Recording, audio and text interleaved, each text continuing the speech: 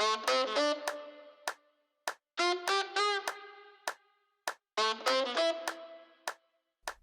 everyone, welcome to Cloud Masters, another episode of Cloud Masters, a no-fluff cloud podcast giving you tangible tips for navigating the cloud.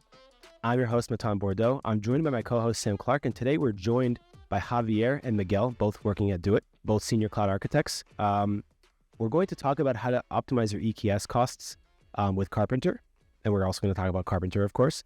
But first, before we jump into that, Javier, Miguel, why don't you go first? Why don't you introduce yourself, give a little bit of background? Yeah, sure.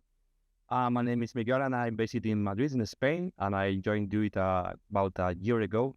My role here is about being a container specialist on Google Cloud and EKS, and try to help our customers with this kind of technologies and make their life easier. And I'm Javier Carrera. I'm a senior cloud architect here in Madrid too, as Miguel. And I'm more specialized in the AWS cloud in general, in the infrastructure, but also in the data aspect of the cloud. Just to kick things off, I'm someone who's not really well-versed in Kubernetes. Like, I know EKS is the managed Kubernetes service of AWS, and I'm kind of wondering, I hear managed, so I think everything's managed. So I'm wondering, what is Karpenter in the context of Kubernetes? And I guess, what does it offer on top of that? Maybe we can start off with that. Karpenter is an open source node lifecycle management project that adds flexibility and cost optimization to your EKS clusters. So basically, it simplifies how you manage the resources, and it brings efficiency and cost optimization when you run your workloads in the cluster. What doesn't exist with EKS? Again, what doesn't exist with EKS that exists with Karpenter? What is missing there? Yeah, you have to compare the Karpenter with the existing solution that is, the standard solution for the Kubernetes cluster, that is the node Autoscaler. So it's a kind of, you have to compare this solution with Karpenter, because it addresses the same solution space. So the thing is that right now Karpenter is a kind of AWS solution for improving the way that node Autoscaler is working. Got it. And you mentioned it's good for optimization. It simplifies the process of managing node resources. And anything else on top of that? Yeah, we could add that Karpenter, contrary to Autoscaler, was designed to handle the full range of instance types that we have available in the cloud, whereas Autoscaler is more related to autoscaling groups, where you have less flexibility to choose the instance types from.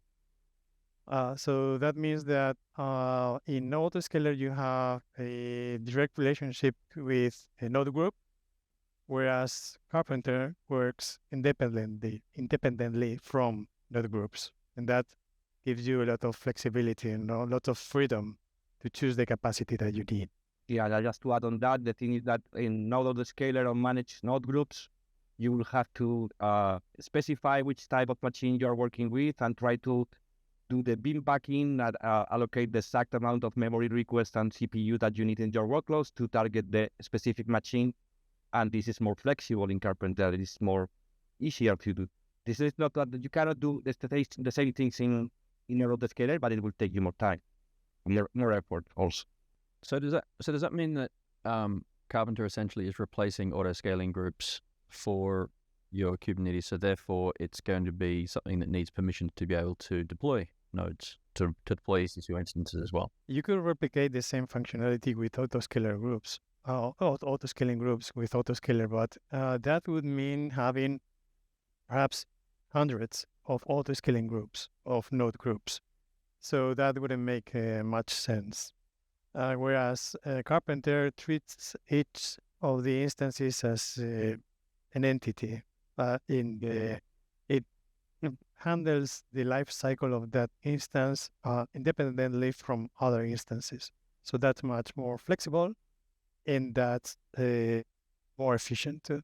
you have to think about what it takes to node autoscaler to create a new node. And the thing is that compared with Karpenter, it takes less steps and small does this the same more efficiently and more flexibly with much flexibility, and it also offers the option to reduce your costs because you will have to do a fine tuning, a very well fine tuning in order to save money with using node autoscaling groups. Okay, managed group. The thing is that with Karpenter it is much easier because Karpenter will take the most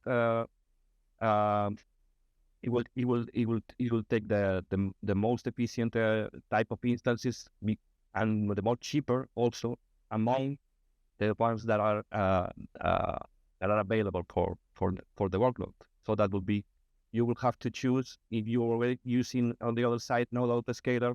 You have to choose beforehand which type of machines do I need. We'll have to allocate some kind of people to work on that, and then to do the bin packing. This is done directly on demand with Karpenter. Karpenter will take all this workload off you. Okay. Is this something you handle? You mentioned you guys focus on Kubernetes related tickets among at least our customer base. Is this something that's heavily adopted among the customers they interact with? Is it one of those things where we're not as familiar? They're not as familiar with it. Is it maybe only? Is it suitable for customers big and small, big and like heavy workloads, small workloads? How do you see it kind of permeating across our own customer base as like I guess, as a reflection of the adoption of the overall market? I would say there's a lot of interest in Karpenter. Not as many customers as are using it as we expected. And the reason why this happens is that this is a relatively new project, and it just graduated to beta version. Just on the 31st of October, I think it was announced that version 0.32 is now beta 1 of version 1. So yeah, there's still a lot of things to happen in this project. The most important change in the last version was a change of of naming, meaning that resources that were once named one way are now named differently. So we'll have to go through the process of learning the new terms, of also adapting the existing clusters where people have deployed Karpenter with versions prior to version 0.32. So what I want to say is that this is a quite stable project, but still evolving. It's still growing, and there will be changes along the road. So that's something to take into account too.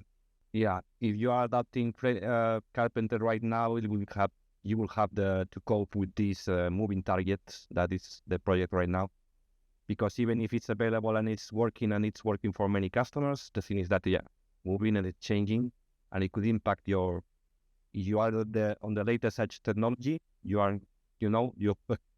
probably be suffering, but the thing is that you are a quite stable project, and there are many users behind this. I get efficient bin packing. It's better. It seems to be better at bin packing. It's great for multi-cluster provisioning. When you said autoscaler replacement, kind of Sam asked about it, if this is kind of a replacement for the autoscaler. I think about spot instances as well.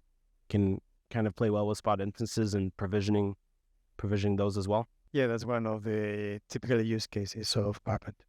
People are interested in lowering their cloud costs. One of the strategies to achieve that is to use spot instances. Spot instances are less expensive than regular on-demand instances. They are coming from per capacity that AWS has available, and it has a much lower cost compared to the on-demand instances.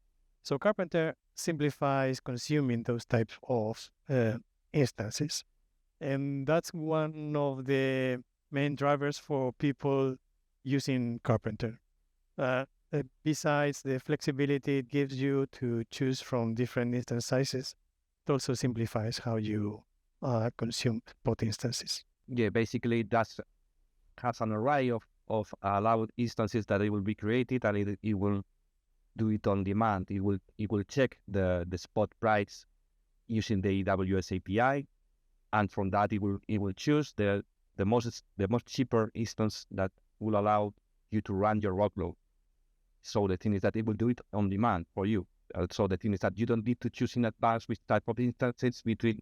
You just have to check to place. Okay, I will. This is the whole set of instances that I'm allowed to run, and the thing is that Karpenter will choose the best options for you. So just want to double click on something you mentioned there, Miguel.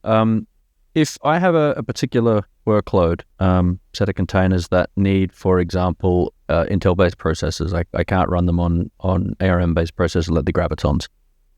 I need to specify then in the Karpenter configuration, only use M5s, M6s, whatever, Intel, and maybe AMD is suitable as well. You can have several provisioners, and the provisioners you can have a weight from them, so you set flexible. So the thing is that in your workload needs a specific type of feature. For example, you say Graviton, you say that another set will be GPUs, another bit. Okay, all the features said that you can run EKS workloads. You can choose from those, and then have a specific providers for Graviton instances, a specific provider for GPU instances with a different weight.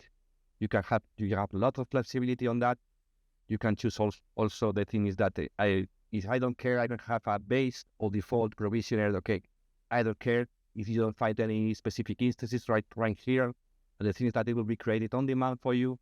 It will be using the features that you need. But the thing is that you can combine different provisioners for different type of nodes with different type of constraints, with different features, with different setups.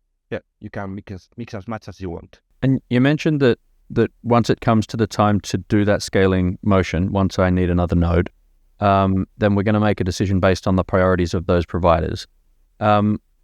What is the priority here only based on cost? So is it just going to find me the cheapest node, or can I specify myself different criteria there? You can take some tolerations as you might have in usual Kubernetes. And the thing is that if you are specifying, you can label for example, I need a GPU, and I will place a node that meets the requirements and a specific AMI.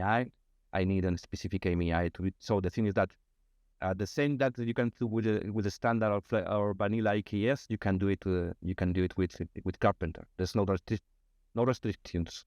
You can use you can place your workload in the node you want to. So the thing is that you can afford a little flexibility. It will say, okay, I can use Karpenter to choose the instance type that I want because it will be cheaper. But the thing is that I can also place the workload in the node that I need or the node that I want. I think it makes sense to define a couple of concepts now in Kubernetes. We have in Karpenter. We have a couple of elements that make the foundations of Karpenter, which are the formerly known as provisioners and the formerly known as node templates, AWS node templates. They are now called node pools, which I think makes a lot of sense, and EC2 node classes, which sounds more like an AWS EC2 instance compared to an AWS node template. So what I would say about node pools is that they are like bags of available capacity. You are specifying there that the instances to be consumed can be Intel-based or ARM-based, or they could be spot instances or on-demand instances. So you are basically adding filters to the type of instances that will be consumed. And then the EC2 node classes, formerly known as AWS node template, these are specific details about how the instances to be created have to be configured. You could, when you should specify things like the AMI ID, like the security groups to be attached to the new instance, or the user data script that you want to be run when the instance is created. So going back to the previous question from Sam, yes, you can have different provisioners, node pools, with different capacities, and you may want to deploy certain types of workloads in one type of node pool. You could choose to use a completely different type of instances for a different workload, and by creating different node pools with different characteristics, you have a lot of flexibility. Also, to add on Javier's comment, that the thing is that you also have where the VPC or where the instances are created, you can also configure that. I mean, in the subnets that the instances are created, you can configure every aspect of the instance, apart from being created, the type of instance, the feature, and also I want to place this specific VPC in this specific subnet, okay, using this specific security group. This might be going backwards a bit, but we didn't talk about actually installing this. How do you install it in your cluster? And we touched upon it a little bit. You talked about strategies, and you hint. I feel like or at least what you said reminded me of use cases. What are the top use cases you see this for? You see customers, or maybe you, as you've been playing around with it, using Karpenter for. All right, so that's two different questions. First one was, how do you install Karpenter? Well, it's relatively easy. First of all, you have to understand that Karpenter will be creating and destroying resources for you in the cloud. So you need permission to do that. And you achieve that by using what AWS calls IRSA, IAM roles for service accounts. So service accounts associated to special pods managed by char the Karpenter installation. Those pods will assume that privileged service account to talk to the EC2 API and create or destroy or modify resources, right? So this is one of the first requirements. You will need to be using AWS IRSA to assign permissions to Karpenter. And then you have two main ways of installing Karpenter. You could deploy the resources by using the manifest, the regular Kubernetes manifest, or you could deploy the Helm chart. Helm is a tool that you can use to simplify the deployment of workloads in Kubernetes, and this is probably the easiest and fastest way to deploy Karpenter in the cloud. The most important thing, I think, that we already talked about it, is mixing spot instances and on-demand spot type. I mean, the thing on the same, without having to do much configuration. That will be if you would think of the Kubernetes solution using managed node groups, it will have to create a node group with a spot pod instances, another one with another on-demand instances. That will be more complicated. Here, you only have to choose, okay, I would say this one, and I will allow a spot on my provider to true. So that will be the only thing that is needed. And the thing is that prioritize using also certain type of instances over other with savings plan. For example, we have service plan over service instances that I bought, that I have committed to. So the thing is that I would like to prioritize the usage of these reserved instances of savings plans instances that I have among the other being a spot or not, because even if it's a spot, it will be more expensive than using my reserved instances, okay? And another one would be customizing the EC2 instances to my needs. I mean, the thing is that I don't have to node template or the class or the node class that Javier was talking about before. it leads me to, if I also can use Windows boxes. I can use also Linux. I can mix and match all the things that I need. And so the thing is that right now, customizing these two instances that I need in order to run my workloads will be the third main use case for Karpenter.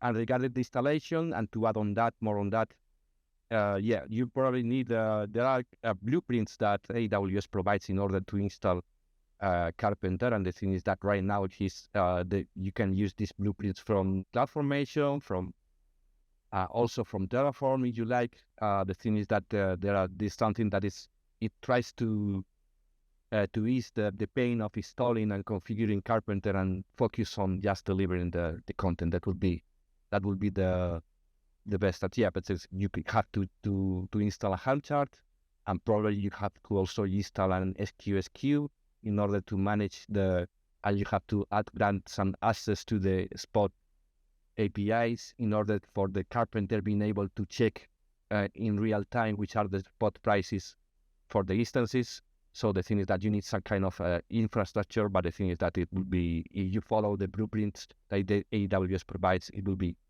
quite easy to install Karpenter on your EKS cluster. So one of the really common use patterns that we see with users or customers that want to both ensure that their workload is running, but also make sure they're doing it at the best price, is to deploy firstly, as you mentioned, Miguel, onto reserved or savings plan instances. So instances that are deployed essentially as on demand. And then they want to take advantage when they scale of Spot instances. So very much a good fit for this. You just mentioned you could mix the on demand and Spot.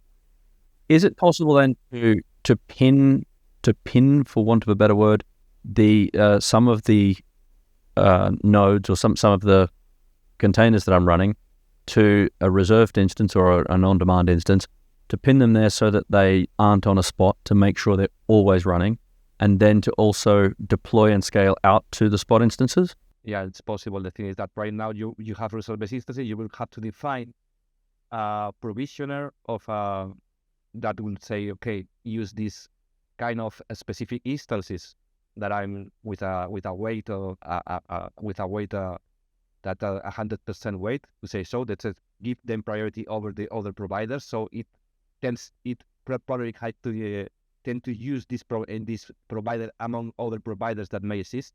Okay, so the thing is that I will have to place a provider with that information, with that specific instances that I have reserved instances. Okay, these specific types, and then for the other one, I will set another provider that with use a Spot.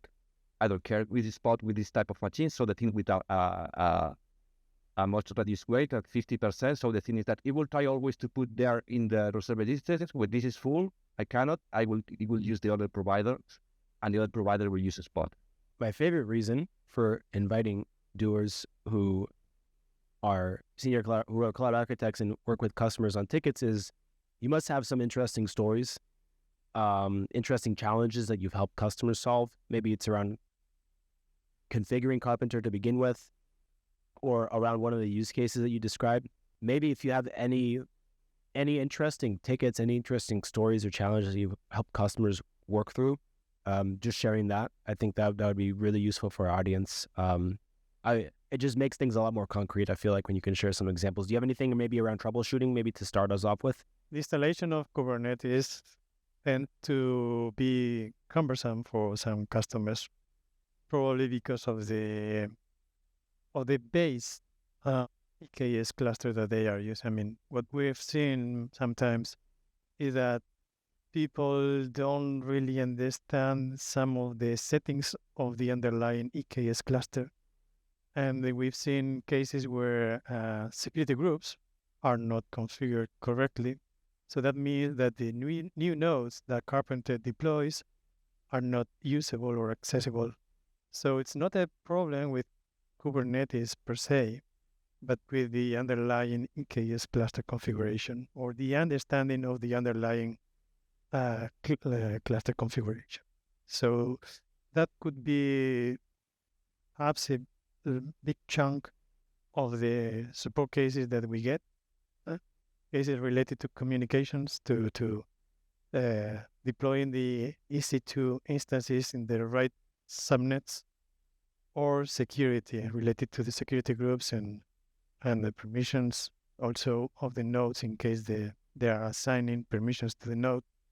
So, in my opinion, not a problem of Karpenter, but an issue with the understanding of the control of the underlying class, how it's set up and how it should be set up correctly.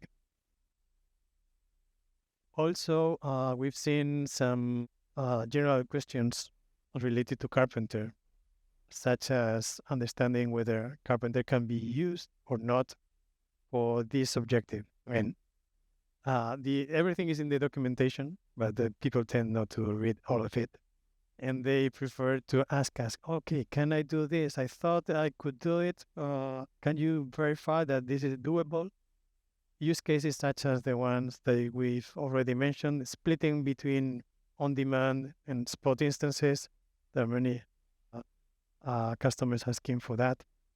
Also, some customers want to simply improve the speed of scaling, meaning that they don't want to wait for minutes as they do nowadays to get new nodes.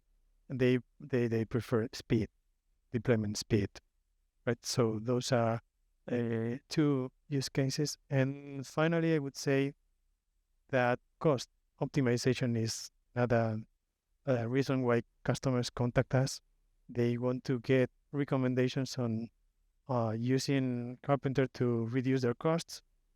We can typically answer those questions by explaining how pod instances can be consumed easily with Karpenter, but also suggesting that they evaluate AWS Graviton. Graviton is a processor that AWS developed, which is based on ARM, and the price of those type of instances running Graviton are normally much lower than Intel or AMD instances. So that's another use case that we are about.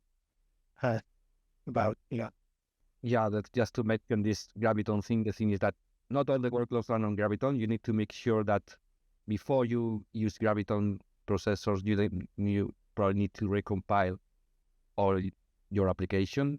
Okay, so the thing is that it's not as. But the thing is that right now it will probably increment the usage of Graviton over time when the people understand all the tooling that is around this new processor. But the thing is that it will offer a significant discount on the cost of the use of the EC2 instances. We talked about, you mentioned kind of using Karpenter to optimize Kubernetes, but I guess does Karpenter always pick the right instances, or like? What I'm getting at is, could you configure Karpenter to, for instance, if you maybe have customers ever noticed, like, hey, they're using a certain instance, this is really expensive, and there's actually cheaper alternatives. You can opt out of this kind of instances. Okay, I don't want this address. You can restrict the two ways. I want these kind of instances. I don't want these. So no matter whether what is the requirements, please don't put this. So you have a blacklist, I would say. Okay, a blacklist that I don't want this type of instances to be created because they are too expensive. That's right. The default approach is to create a node pool, the former provisioner, which is very broad, meaning that you are not going to put any limits. But there are use cases when you want to put limits because you don't want certain instance types to be used, perhaps because of costs, or perhaps because the processor has certain instructions or certain features that are not compatible with your workload, right? So in that case, as Miguel mentioned, you can do something like a blacklist. Actually, you are filtering out certain instance types or instance sizes or families because they're not compatible with your application, or because cost is prohibitive. Yeah, another thing that we have said also that is we have help our customers to run the Windows-based workloads using Karpenter. That is another thing that Karpenter does very well. I think that is in the latest version they have introduced the support for Windows instances, and the thing is that we have seen some of our customers using Karpenter with Windows boxes, and we have managed to help them to configure properly because one of the things that it seems that they probably upgrade the cluster and upgrade Karpenter, and they don't upgrade the add-ons that are required to run Karpenter. So we see in some situations that have been troubles with Karpenter, but it's not strictly related to Karpenter because Karpenter is another workload that runs in the cluster. Have to be aware of that. And the thing is that sometimes Karpenter needs an EBS driver, some kind of permissions, and a specific version of a PPC CNI. So the thing is that if these prerequisites are not met, probably Karpenter will have troubles. So the thing is that we have found that in some of our customers will have troubles with that kind of configuration, and we help them to upgrade the cluster, and after upgrading the cluster to the required set level, everything worked perfect. Have you helped any customers, for instance, combine Karpenter and Kubernetes event-driven autoscaling, KEDA? I think they complement each other, because the thing is that Karpenter talks about node scaling, and KEDA is about pod scaling. So the thing is that with KEDA you can scale to 0. So the thing is that it will also help to reduce further the code. So the thing is that you are using KEDA and Karpenter, because the thing is that but right now there are two different complementary tools that we can use together or for separate. But the two combine very well, because the thing is that you will use Karpenter where when your current node set does not allow for running the required, you don't have enough resources to run your workloads, and you will use Karpenter to scale up your nodes. But then when you have scaled your nodes, Karpenter will try to scale down, and even the KEDA will help to that scale down, because it will be scaling down the pods, and it will help to scale down the node. So the thing is that the two together make a good combination, and we have helped some customers to with that configuration. And I think that is right now it's only exclusive for AWS users, because other Kubernetes users that uses another managed distributions cannot use Karpenter. Right now, it's only something that is exclusive to EKS, but the thing is that in the future, we will probably see some KEDA and Karpenter combination going strong, because I think it's a good combination and it makes sense for it. So you've just answered my second question, but I had two questions from all of that I wanted to bring back to you. I can skip the one now about other cloud providers and other managed EKS or Kubernetes clusters.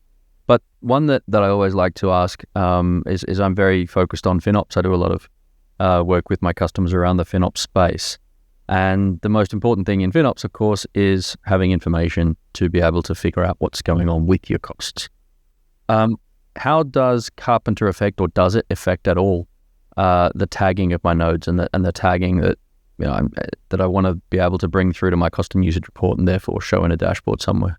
Karpenter will apply the certain internal tags to the nodes that are created, but you can additionally add your own custom tags, your own custom label, and you can use them to create your reports, your consumption reports, and see the impact of using Karpenter to run your workload.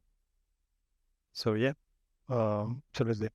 I see that it not only tags the instances themselves, but all the resources that it deploys. So for example, EPS volumes and so on, it'll go and tag everything, so that I don't have to then worry that maybe I forgot to mark my volumes as in use by this Karpenter. Karpenter does creates for you when you create it creates the a node template and the AMI and everything is all created on demand and destroyed if it's not needed.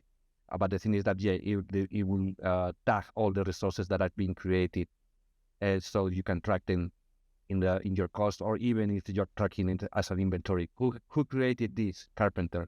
Who created this EBS driver? EBS disk. Karpenter. Who created this node template? Large configuration. This all the stuff is being tagged by Karpenter. And then I assume because it's making API calls to EC2 directly, then everything. Yes, that API calls for to create all the resources that it needs. Yeah. Right. So I can then do all my auditing through CloudTrail as standard. That's right. Never done it, but the thing is that it makes sense that they're using API, and the thing is that the API user agent that it will come probably from the Kubernetes cluster. The origin of the user agent that is making the API calls, it will be the Karpenter controller that is running inside the EKS cluster that is making the API calls on your behalf. So you could track all the activities in CloudTrail. Just being mindful of the time, you guys, I think it was mentioned to me, you guys had something to demo, which is, I guess, essentially a treat for the ones watching on YouTube. So if you're listening on Spotify or Apple Podcasts or just audio in general, maybe switch to YouTube for this part. But I understand you have something to demo. Maybe explain what that is, and then you can share your screen and walk us through it. Describe what you're showing in case anyone still wants to just listen to what's going on. A little bit explanation we are about to do here. Here we have the scenario when we have deployed an EKS cluster version 1.27, and the thing is that we have been at the anatomy of the provisioner, which is the thing that Karpenter uses, okay, to a CRD that Karpenter uses to choose which instances are launched at runtime, okay. So right now, we have a default provisioner that we have created, and the default provisioner, as you can see here, it does have a operator which says, okay, we don't care if you're using a spot. You can use a spot. If you find any suitable instances that is a spot, please use it. Okay, and now we have excluded some very expensive instances of this type of family because we don't care. We are cost concern, and the thing is that we don't want to spend too much doing this test, okay?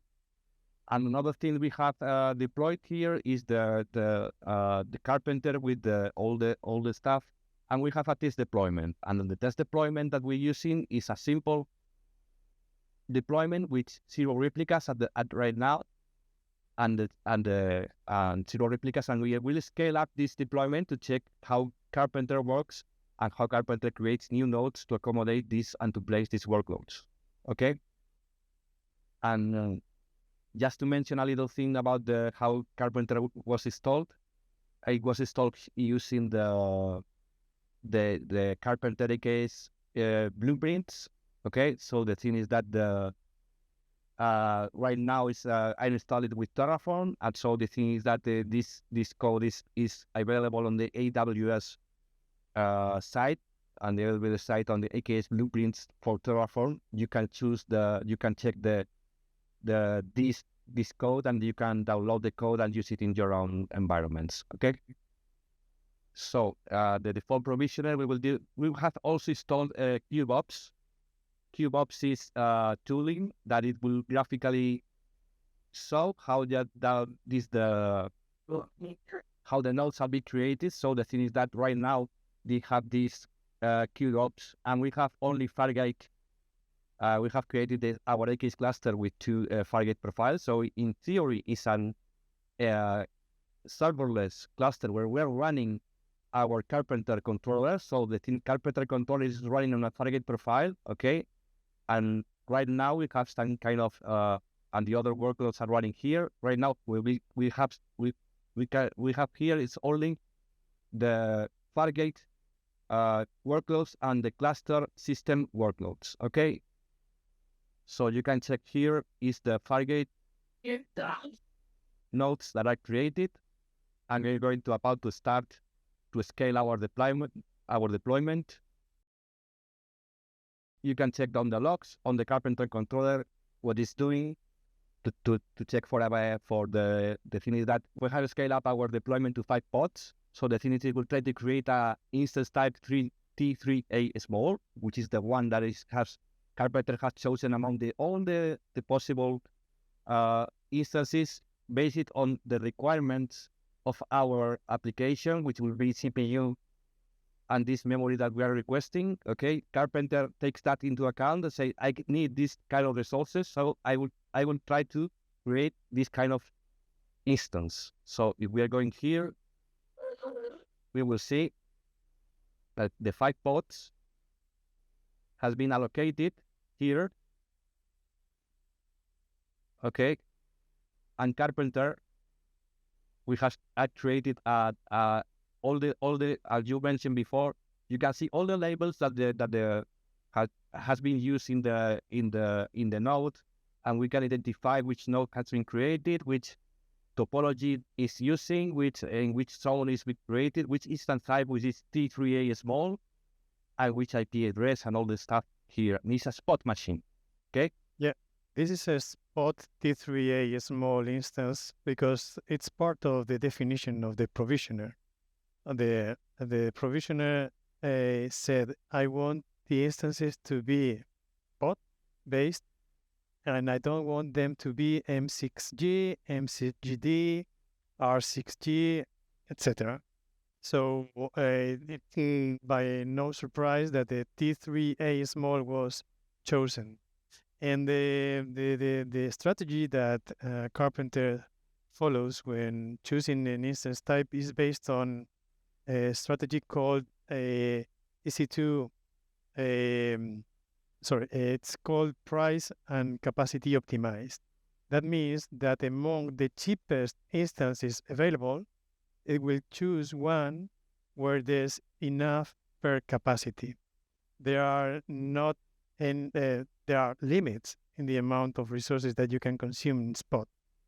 And the Karpenter will query through an API call the spot capacity and understand that there are plenty of T3A small instances, so there's very little chance that this type of instance is reclaimed, meaning that it would not be interrupted by AWS, right? So even though it's spot instance, we can be pretty confident that it will not be removed in the next few minutes. Okay, another thing that we can check with Karpenter is that we can get upper bound limits on the capacity that is provided by a single provisioner. So the thing is that, okay, don't get crazy, don't get over 1,000 CPUs, because no matter how much request you get, don't create unlimited amount of node, okay? Because the thing is that it's quite easy, because it will be, I don't have to provide node pools, I don't have to define any other things, just a provider. And the thing is that it could be crazy, and then if I get enough workload, I will end up creating a limited amount of nodes. So I can limit the provisioner by setting up a CPU resource or a memory resource or an upper bound limit on a specific resource. Okay. And the other one would be the node template that we have chosen before. The node template is just we are placing the node on a subnet that has this label, and as I am choosing to place the node with a security group that meets my requirement. This is here. I can put this discovery Karpenter, but I can put any label that I want, any tag value that I want. Okay, in order to choose the where to launch my node. Yeah, I think it's us. Yeah. And then we are going to scale to 10, and we will see another feature that offers Karpenter. Okay, so right now I'm going to check that the thing is that it's going to create another T3A small to place here.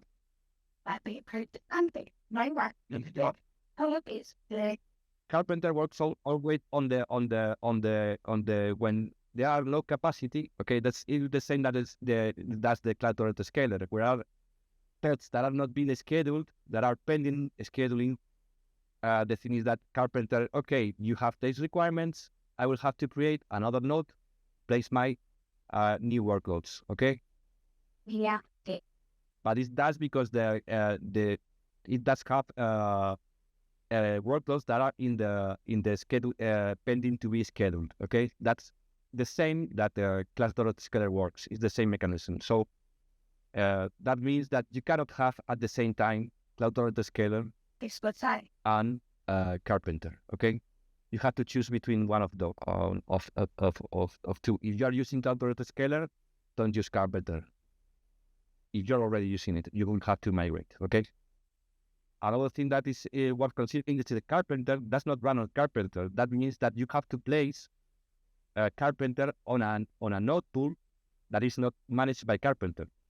Okay, on nodes that are not managed by Karpenter, because if you are you risk the you are getting the risk of the node to be reclaimed by Karpenter at any moment. So the thing is that you need, in this case, we have provided two target profiles to run Karpenter. So the thing is that Karpenter is running on the namespaces where Karpenter profiles are installed, but it's not using Karpenter to manage Karpenter. Okay. Another thing with you. Let's go and let's scale a little bit more to 50 replicas. And then you see the logs. Okay, I'm going to launch a machine with 40 pods request CPU. That means 40.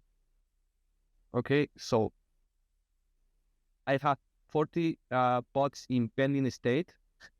So And that would mean that it will create another machine that will be dimensioned differently, because the requests that were made at the moment, it will greater. I will request more CPU. I will request more memory. So the thing is that the type of machine that will be created had to be, it will be optimized for that request. Okay. So the idea is that what is different for the Cloud.autoscaler. The Cloud.autoscaler won't take into consideration that, because it would only create the same type of instance all over again in the same managed node pool. So with Karpenter, you can check what it's doing, and the thing is that this is creating a new type of machine, completely different. It's reallocating some of the pods that we are locating here. It's consolidating the pods into the bigger instances. So the thing is that it's reducing the amount of instances that are being created to reallocate and to reschedule the pods in another instances that is bigger. So that's where all the things that Karpenter does very well is, and you can see it does it on a very quick. So the thing is that the same thing for Cloud.autoscaler does not work, because Cloud.autoscaler is not going to create a different type of instance to host and relocate all the workloads that I have. You need to be aware that not all the workloads can be relocated. This is only for demonstration purposes. Okay, I cannot. Sometimes I cannot afford, okay, delete all these pods and move it to this one. But the thing is that Karpenter does it, and does it very good. There's something we haven't mentioned before, and I think it's interesting to talk about, and that's expiration.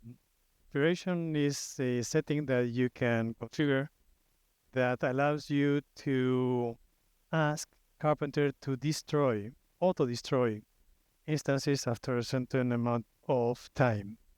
That's very interesting, because you can force your EC2 instances to be recycled when you choose, meaning that from a security perspective, you are allowing EC2 instances to run for a limited amount of time. That means that your infrastructure will try to be as fresh as possible without the issue of having long-running instances that are subject to vulnerabilities, to problems with memory management. So I think it's a good idea to set an expiration time of few days, or perhaps a couple of months maximum, and that will allow you to have a secure and optimized infrastructure. I will end up going to replicas to zero, and that will make Karpenter to drain and control the node which is not needed, and that will be all. They spent all the budget on those graphics, hey? Yeah, I know, right? F-Zero X or like those old arcade games. I did like the one when it throws all the new nodes in. That was cool. Yeah, it's a very nice tool. There's another tool not as visual as that called EKS Node Viewer.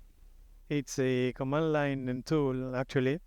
It has some graphs. I mean, it has colors, red, green, but it's not as visual All done as in the one ASCII we art. have seen. Yeah, similar to that. Awesome stuff.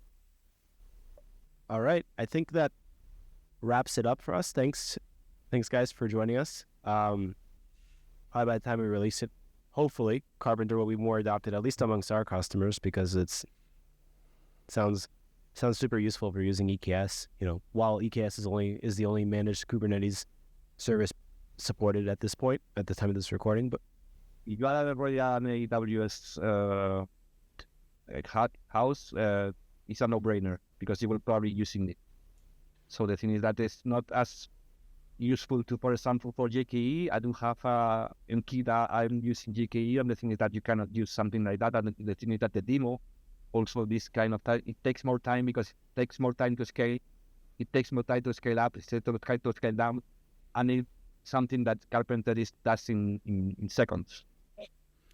Yeah, So- and capacity planning is hard. So you need a tool that will automate and optimize your capacity. So that's the main reason to use Karpenter. It's an open source project. It integrates seamlessly with Kubernetes. So it's a no-brainer, as Miguel said. So as the we're thing is that I wrapping don't up, see in the future any other cloud providers adopting this, unfortunately, because the thing is that is not, it's not compatible with the existing solution that everyone that has, which is the cloud Autoscaler. But the thing is that it's a very good piece of software, and I think it's working fine. so just as we're closing off, is there anything? Do we have any sort of for the existing DoiT customers that are listening? Do we have anything in the way of workshops or demos that we can set up with them? Is it simply a matter of creating a ticket through the console and asking to speak to you guys? The thing is that I would like to put this on the public place so everyone is at least know how to build this demo that I said. And the thing is that I will put this one. And the thing is that you need us for any other thing that to talk with customers about Karpenter or KEDA or at least I'm available if you need it. Excellent. I mean, In that case, I guess we'll put it. Sorry, Matan. I was just going to say we'll put a link in the description to the GitHub repo or whatever it is with the demo, and customers can discover that, and then obviously ping you and ask more questions. it's not a public repository. It's private. It's only for doers. Will be by But the time we release. I can put it on the public repo that I created for these purposes, and I can put this specific demo there. Perfect. all right, thanks guys, and thanks for everyone who's listening, and we'll see you in the next episode. Bye everyone. Thanks everyone. Thank you. Bye. Bye. Bye. All right.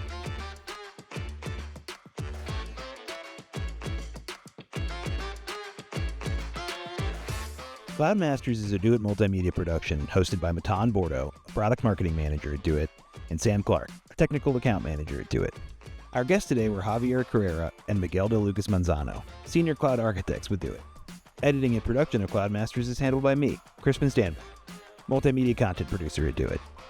To hear more episodes of Cloud Masters and to learn more about DoiT, visit doit.com.